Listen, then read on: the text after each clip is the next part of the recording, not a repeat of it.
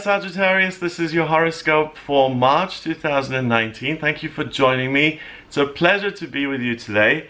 On the 2nd of March, Venus, the planet of love, beauty and creativity, goes into your 3rd house in Aquarius.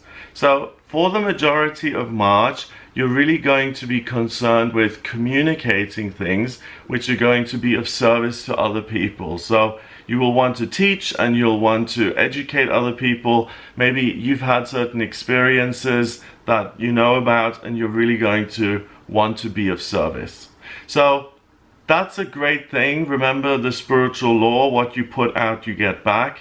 So there's going to be a lot of nice dialogue and conversation going on in your life here in March.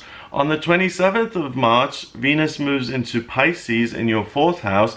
So at the end of the month, you're going to be much more interested in being nurturing towards family, and communication isn't as important anymore. On the 5th of March, Mercury, the communication planet, is in Pisces and it goes retrograde.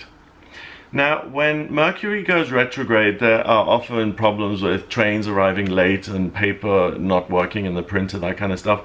But also, it changes the way you communicate and it forces you to look at the way you think and the way you're communicating with other people. So that's actually really good for you because you've got Venus in that 3rd house of communication.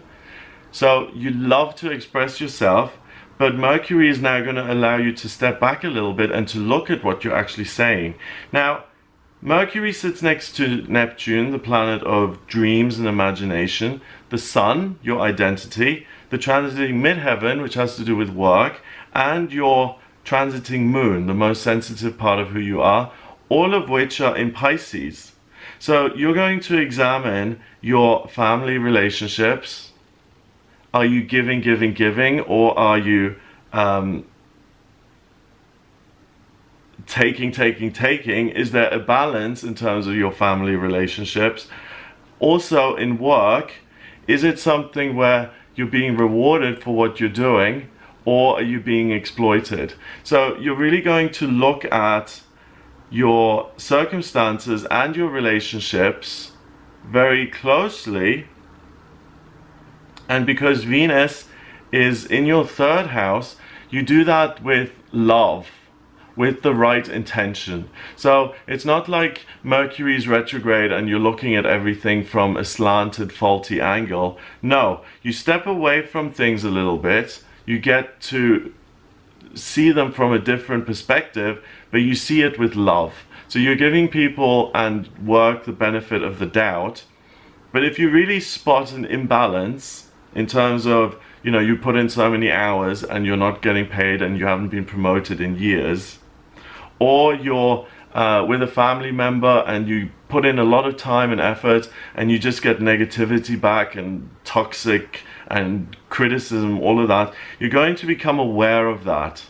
The retrograde lasts until the 28th, so it's a really great opportunity for you to spot what's going on in your relationships rather than being in them and experiencing them and having no self-awareness of what's going on. On the 6th of March, we've got a new moon in Pisces happening in your 4th house of family, and I'm going to make a separate video on the new moon. The new moon is when the moon is pitch black, and it pulls in lots of energy to get ready for its next monthly cycle. So it's pulling in even more Pisces energy. So Pisces energy is about spirituality, intuition and psychic ability, creativity, and nurturing other people.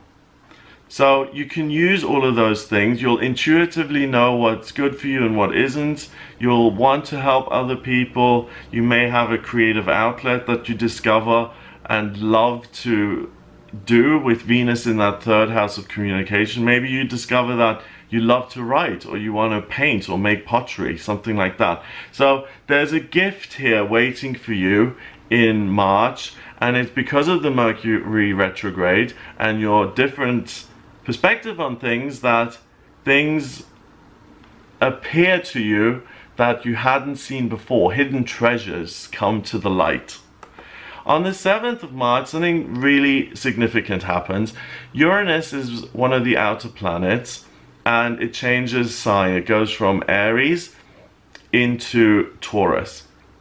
And Uranus is the planet of rebellion, chaos, the miraculous, the unexpected, and it's an outer planet, so it's going to have a global effect on finances because it moves into Taurus, the sign of money, stability, security, and sensuality. So something may happen globally with finances, but in terms of your personal life, first of all, this change of sign happens until 2025, 2026, depending on where you are. And for you guys, Sagittarius, it stays in your 6th house of work, daily routine, and physical health. So Uranus is energy. It's like putting a plug in a socket to get an appliance to work. For the next 6 to 7 years, you're really going to evaluate your work and to say, is this something that actually pays me sufficiently for the amount of work I put in? What's my daily routine like? Should I move? Is this commute a load of rubbish? Could I move somewhere nearer my work to really improve the quality of my life? Also, physically, am I exercising? Am I eating a load of junk food? Am I constantly tired? You're going to address those things, and you're not going to be scared of making changes, even if they're difficult. If you're addicted to something, you have an out now. You have the opportunity to let go of that, to get sober or clean, and to really improve your health. Now, that's going to occupy you for a while until the 20th of March, when a full moon, also a supermoon. Supermoon is when the moon looks bigger than it usually is. The first 3 full moons of this year have all been supermoons, so they affect us more because they're closer to the Earth. It's in Libra, and it happens in your 11th house of hopes and dreams being realized, friendships, manifestation. So when the moon is full, it reaches its completion point and it goes, I can relax. And it showers us with Libra energy. In your case, it's going to really heal certain relationship factors which have been hurtful to you. So maybe someone makes an amends to you, someone who hurt you in the past either apologizes to you, or because you have this Mercury retrograde insight into family relationships and all of your relationships really, maybe you address something and someone else apologizes to you. But the 19th, 20th and 21st are the time for you to heal relationship wounds. And that can really set you free, because if you're walking around hanging on to some sort of emotional pain, it can really slow you down. On the 20th as well, we have the spring equinox, so there's equality between night and day. Spring has sprung and the sun goes into Aries. Now the sun has been in your 4th house of family.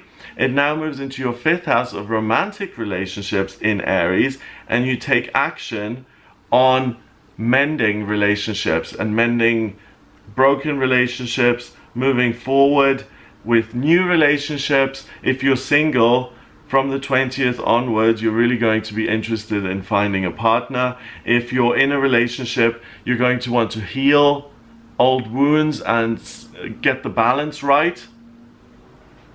If you realize that a relationship is totally imbalanced and you shouldn't be in it anymore, you'll have the strength and the kind of backbone to actually leave it. So you're able to amend relationship situations which need to be taken care of. So that takes you a while. On the 31st of March, that sense becomes even stronger, because Mars, the male principle of drive and desire and what you want, goes into Gemini in your 7th house of relationships, and those are all relationships. So you're really going to communicate, this is what I need, this is really what I want out of a relationship.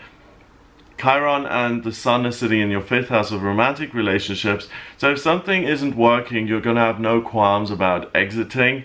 Or if something really does work, you're going to have no qualms about jumping on that and really making a commitment quickly if you feel that it's right, and starting a new wonderful relationship that makes you feel head over heels.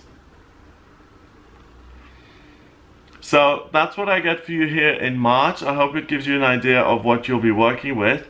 If you'd like a personal reading with me, please get in touch via my website. It's gregoryscott.com. Click on the Readings tab to order your reading. In my personal readings, I use astrology, tarot, and numerology. The astrology chart is amazing. It's a snapshot of the sky at the moment you were born.